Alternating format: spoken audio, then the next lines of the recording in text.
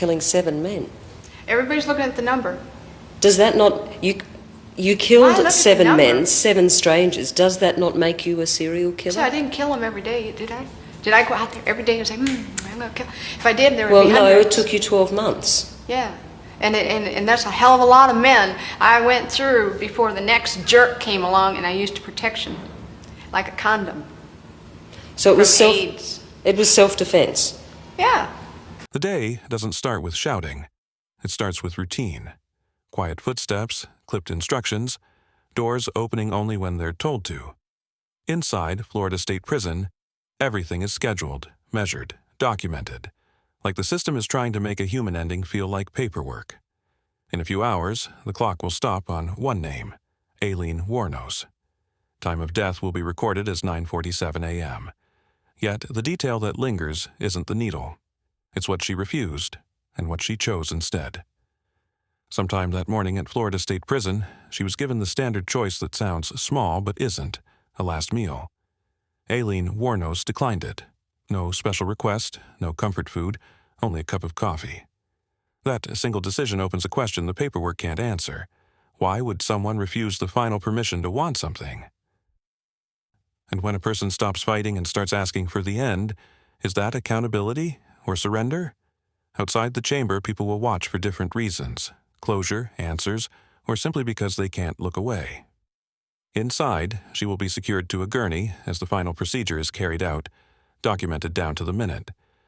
For years, she pushed to stop the fight and end the appeals, like control over the ending was the last thing left to claim.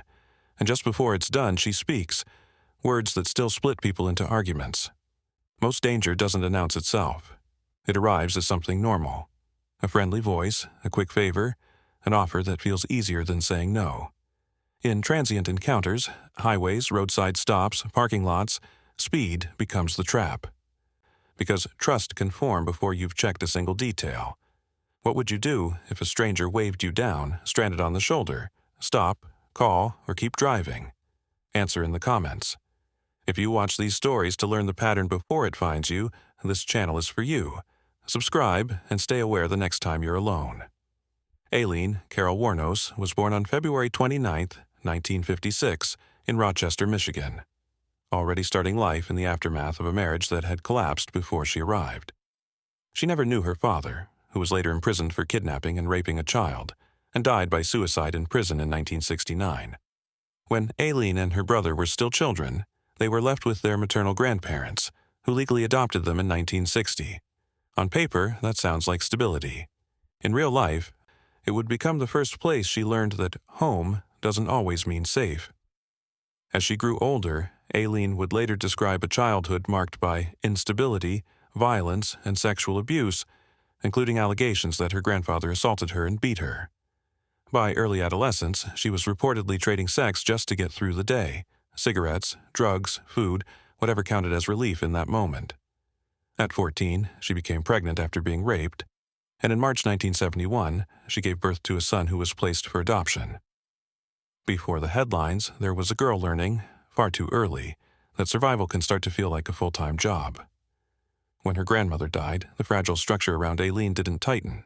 It broke. She left school, and as a teenager she was pushed out of the home, living outdoors and trying to survive with no dependable adult to catch her. With few options and no safety net, she leaned harder into sex work to eat and to keep moving. This is where people usually start turning her into a headline. But in real life, this is the part that teaches the first lesson.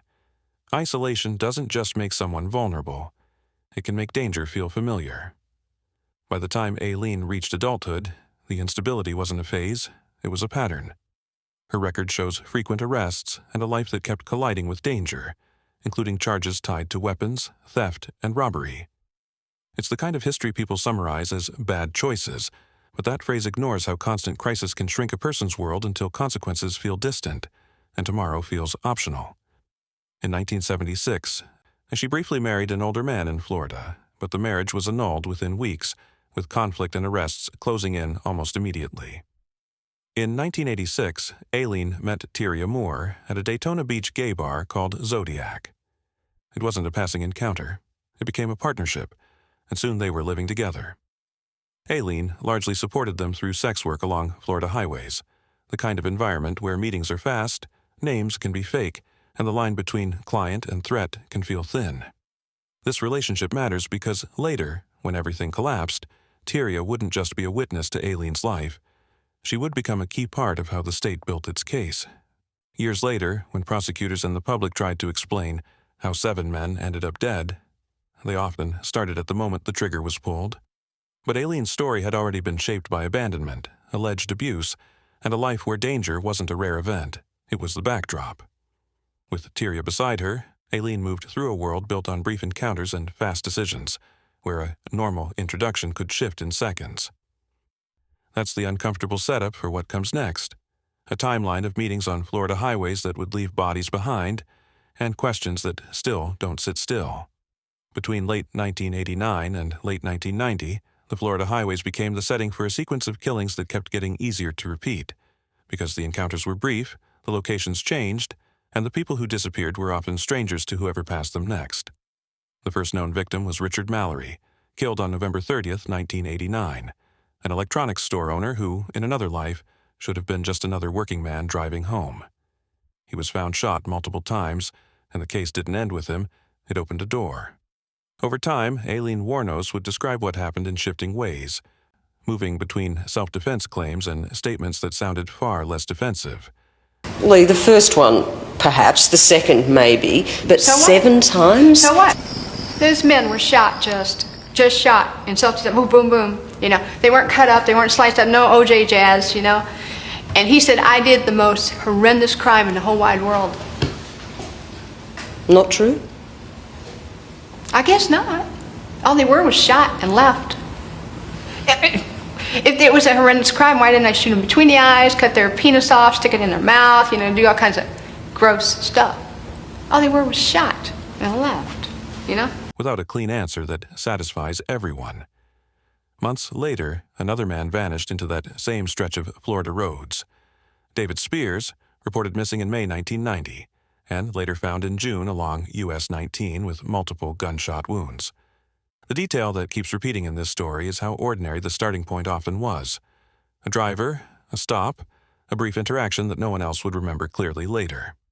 Then, on May 31st, 1990, Charles Carskadden was killed, and the case began to gain traction through the unglamorous trail crimes left behind. Property moved, vehicles taken, belongings linked through witnesses and pawn activity. With each new death, the question sharpened. Was this survival? Was it profit? Or was it both, depending on the day? By summer of 1990, the pattern wasn't just violence, it was disappearance. Peter Seams vanished that year, and while his car was recovered, his body never was, leaving a gap that still hangs over the timeline. Then, Troy Burris went missing in July 1990, and his body was later found in August, shot and left in a wooded area, another life reduced to an evidence scene. And this is where the stakes quietly rise. When a body isn't found, the story becomes easier to deny and harder to prove, and the questions get louder than the facts. Meanwhile, Wuornos' explanations continued to shift, swinging between self-protection and something that sounded like calculation, without the viewers being handed a simple verdict yet. By early fall, the violence reached a man with a life that sounded structured on paper. Charles Dick Humphreys, a retired U.S. Air Force major and former law enforcement official, killed on September 11, 1990. He was found shot multiple times, another encounter that began like a brief meeting and ended as a recovery scene. Then, in November 1990, Walter Gino Antonio was killed and found near a remote logging road, with his car located days later. Each case widened the same frightening idea. Mobility can hide a pattern long enough for it to repeat, and all the while, her story kept changing. Self-defense on one day, something closer to admission on another, without the full truth landing cleanly. Put those names together and a bleak map appears. Stretches of road where people pass each other, exchange a few words, and separate forever. In this world, meeting someone can be as small as pulling over, rolling a window down, and deciding too quickly that the moment is safe. The bodies were often left in rural places, and cars and personal items didn't just vanish. They moved, changed hands, created trails that would later matter, and for the families, the pain wasn't only the death. It was the uncertainty between missing and found. Later, when the state and the public tried to pin down a single motive, the story resisted clean lines. Wuornos initially described the killings as self-defense against sexual assault or attempted rape, framing herself as someone fighting to survive in a dangerous world. But at other points, she made statements that sounded less like survival and more like intent, talk of robbery, and talk that suggested eliminating witnesses. That contradiction is the engine of this case. One timeline, 7 dead men, and a narrator who kept changing the meaning of what she did. The investigation didn't crack open because someone confessed. It moved because a car was left behind. On July 4, 1990, Peter Siems's vehicle turned up, crashed, and abandoned, an everyday object sitting in the wrong place, on the wrong day, with the wrong kind of silence around it. Witnesses described seeing 2 women connected to that car, and for detectives, that detail mattered because it turned a ghost story into something trackable. A missing man can fade. A crashed car can't. From there, it became a matter of what moved after the killings: cars, personal items, anything that could be traded for cash. Detectives followed reports of stolen property being pawned, because people can disappear, but objects tend to resurface. Then came the kind of detail that doesn't argue or change its story: a fingerprint. Investigators connected a print found in Siem's car and on a pawn receipt to Aileen Wuornos, helped by the fact that her fingerprints were already on file due to earlier arrests. In one moment, unknown had a name. On January 9, 1991, authorities arrested Aileen Wuornos at a place called The Last Resort, a biker bar in Volusia County. The immediate hook for the arrest wasn't a neat confession to 7 killings. It was an existing warrant connected to carrying a concealed weapon under an alias. That's how these cases often turn. Not with a dramatic announcement, but with a smaller charge that finally puts the right person in handcuffs. And once Wuornos was in custody, the investigation's focus shifted fast, because they still needed the other half of the pair seen around that abandoned car. The next day, police located Tyria Moore in Pennsylvania. She agreed to cooperate with investigators in exchange for immunity, a decision that would reshape everything that followed. Because Moore wasn't just a name in the background. She was someone who knew where Wuornos slept, how she moved, and what she said when no one else was listening. Investigators then used Moore to apply pressure in a way that feels quiet, but can be overwhelming. Recorded phone calls designed to draw Wuornos into saying more than she meant to. Those calls weren't about yelling or threats. They were about familiarity, trust, and the sense that the safest move was to just talk. Over time, that pressure worked. On January 16, 1991, Wuornos confessed. At first, she framed the killings as self-defense, saying the men had tried to rape her and that she shot to survive. But even in that early confession, the case didn't become simple, because her explanations would keep shifting, and every shift would give prosecutors one more angle and the defense one more argument. That confession changed the case, but it didn't close it. It gave prosecutors a starting point. It gave detectives a narrative to test against evidence, and it gave the public a version of events that felt, at least on the surface, like an explanation. But it also introduced the central friction that would follow Wuornos all the way to death row. When the story keeps changing, people stop listening for nuance and start choosing sides. And once you have a name, a print, a cooperating partner, and a recorded trail, the system doesn't need certainty about motive to move forward. It only needs a path to conviction.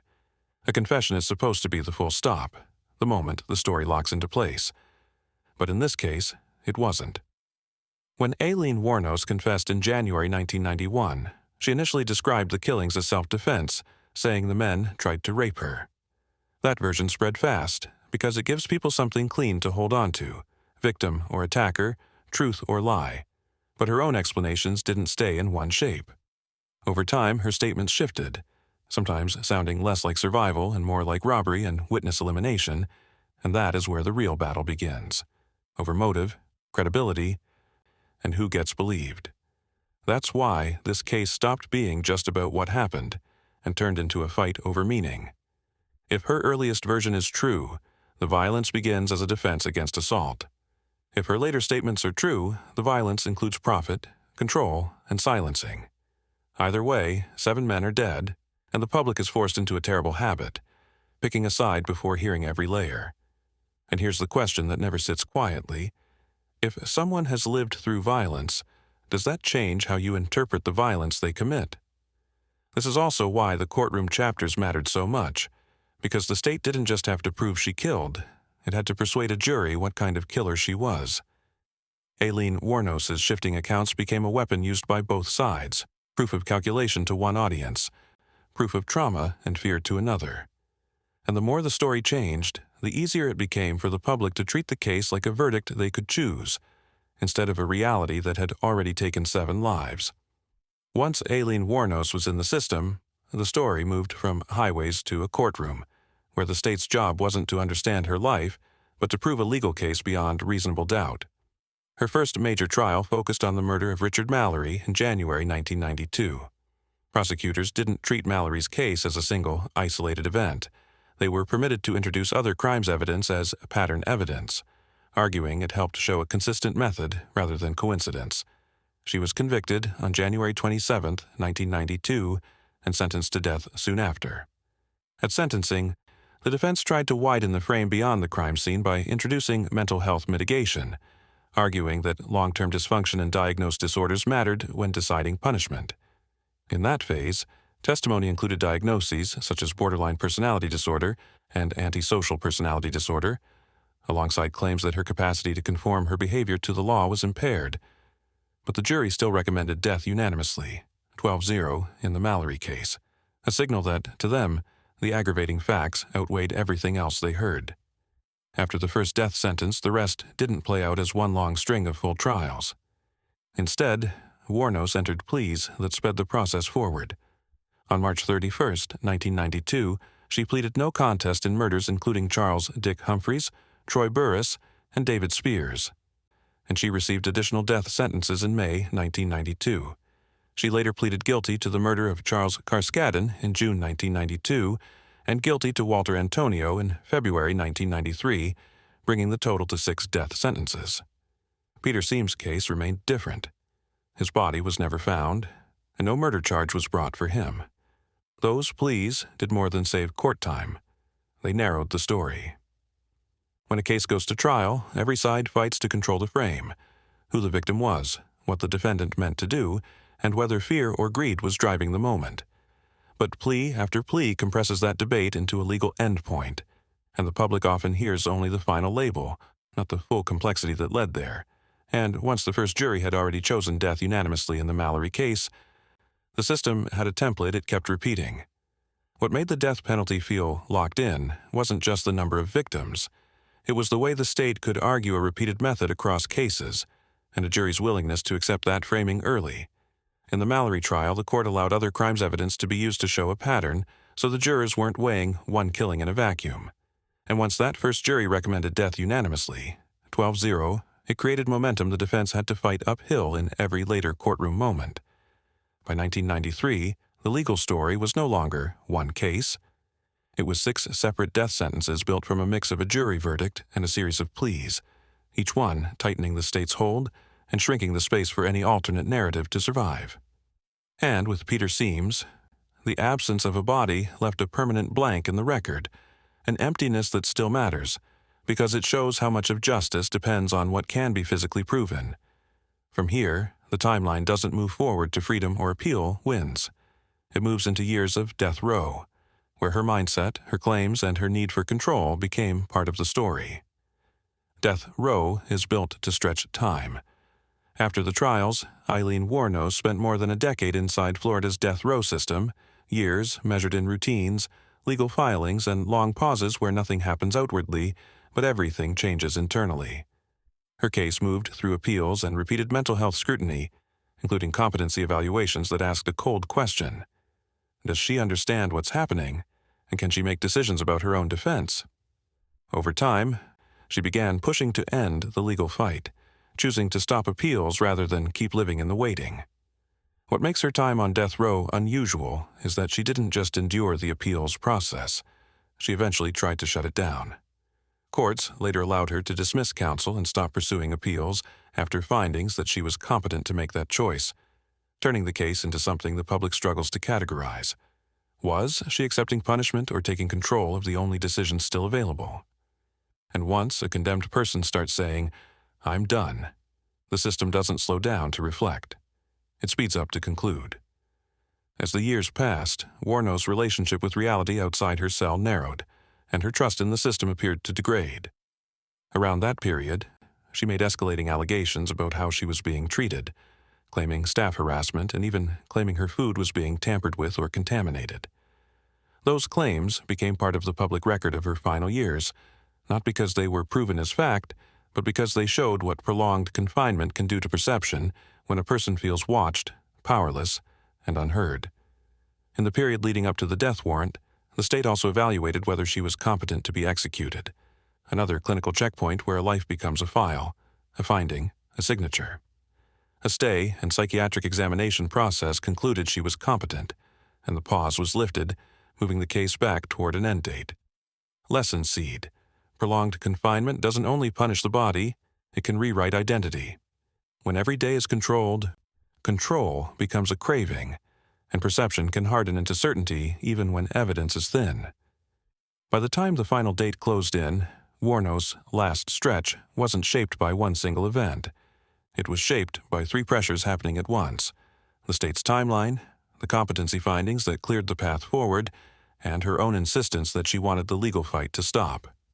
That combination can change how a person behaves at the end, because it turns the remaining time into a countdown you can't escape, and, in her case, one she appeared to lean into. And that brings us back to the morning we opened with: the quiet routine, the cup of coffee, and the last 24 hours that would turn her name into a timestamp. In the final 24 hours, the most unsettling part isn't drama, it's how ordinary the machine sounds when it's warming up. Paperwork is checked, schedules are confirmed, and every movement is planned in advance, like the goal is to make an ending feel procedural instead of human. Somewhere in that routine, Wuornos is moved through a sequence of controlled steps that reduce her world to doors, instructions, and waiting. This is the beginning of a countdown where nothing is left to chance, except what she chooses to say when she realizes the next sunrise won't belong to her. For most people, a last meal is a final request for comfort, something warm, something familiar, one more choice that feels personal. Wuornos refused that ritual. According to reported accounts, she declined food and asked only for a cup of coffee. That choice can be read 100 ways, and none of them erase what's coming. Because when a person won't even take the final permission to want, it raises a sharper question. Is she bracing for pain, or cutting off attachment before it can hurt her one last time? As the morning tightens, the process becomes a series of check marks, witness lists, timing, and the final preparation that happens whether the person is calm or falling apart. Wuornos is brought to the execution area, where she will be secured to a gurney and connected to IV lines. Steps so clinical they almost dare everyone present to forget what they mean. And this is where the state expects silence. But Wuornos doesn't plan to leave quietly. She's going to speak, something strange, something loaded, and one line will follow this case long after the room empties. In those last hours, the routine keeps tightening, less like a conversation, more like a checklist that moves one step at a time toward a single outcome. There are final approvals, final escort movements, final moments where the system gives her chances to speak to someone, to say something ordinary, to reach for comfort. But the details people remember most aren't always the official ones. It's the small choices, the coffee, the steadiness, the decision to leave a message instead of a meal, that make you wonder what her mind was doing while everyone else was watching the clock. As the final minutes approach, the room is set for witnesses, and the state prepares to record the ending as cleanly as it records everything else. Wuornos is strapped down, IV lines in place, the kind of detail that feels sterile until you remember there's no undoing it. When the drugs are ready, the clock becomes the main character, because the official time matters more than the person does. She will be pronounced dead at 9:47 a.m., but just before that she speaks, hinting at a return, hinting at something bigger, words that will sound like a warning to some, and a delusion to others. After it's over, the room doesn't hold the moment. It releases it, because the system is built to keep moving. The official record shows she was executed by lethal injection at Florida State Prison and pronounced dead at 9:47 a.m. She had refused a final meal, choosing only coffee, a detail that feels almost too small for a moment this permanent. And the line she left behind, hinting at a return, doesn't land like closure. It lands like a final argument still waiting for an answer. In the execution chamber, the state turns a life into steps. Straps secured, lines prepared, witnesses positioned where they can see but not touch. The room is designed for order, not comfort. Everything controlled, everything timed. Aileen Wuornos is placed on the gurney and connected to IV lines as the procedure begins. This is what that silence meant. A system trained to keep emotion out of the record, even when the moment is irreversible. Witnesses watch as the final minutes narrow to a single entry in a log, the time. When the drugs take effect, the body stills, and the room waits for the confirmation that turns a person into a past tense fact. Wuornos was executed by lethal injection at Florida State Prison and pronounced dead at 9:47 a.m.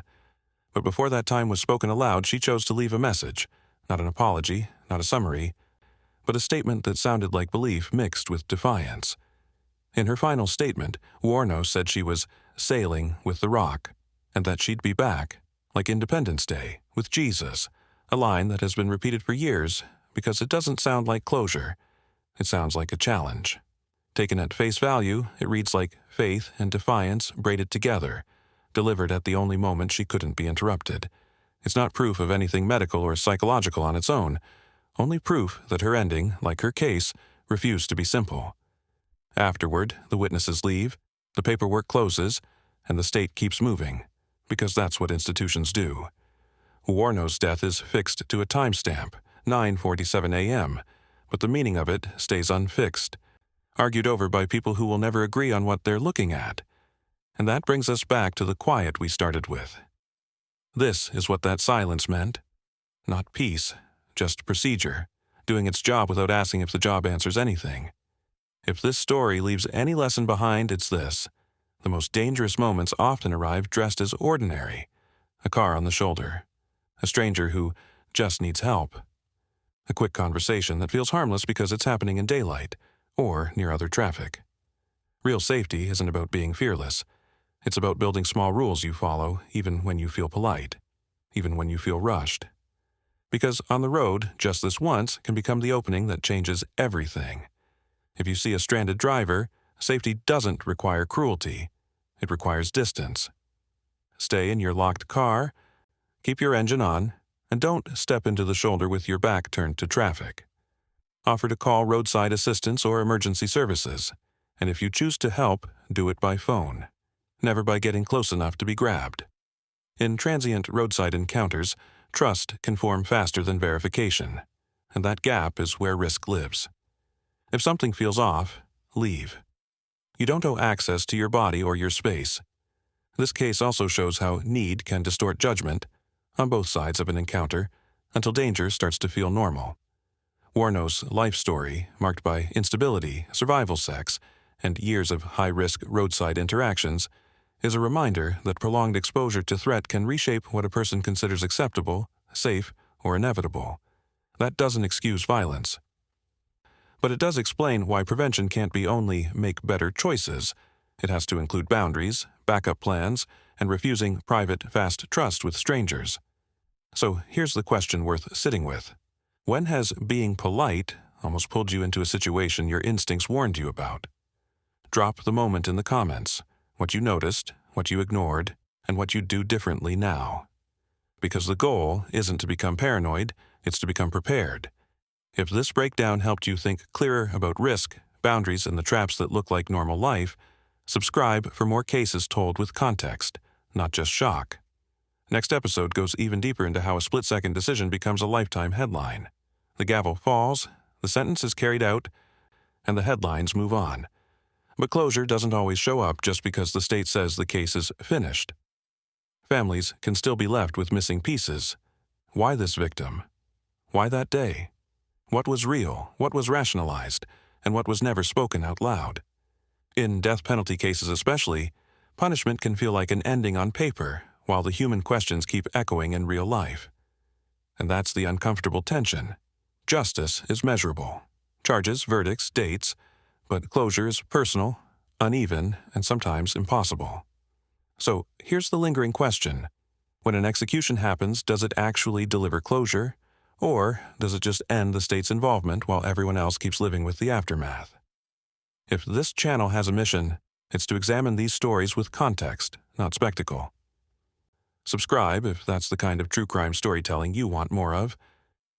Next video, the moments after the final decision, appeals, last statements, and what the system leaves behind.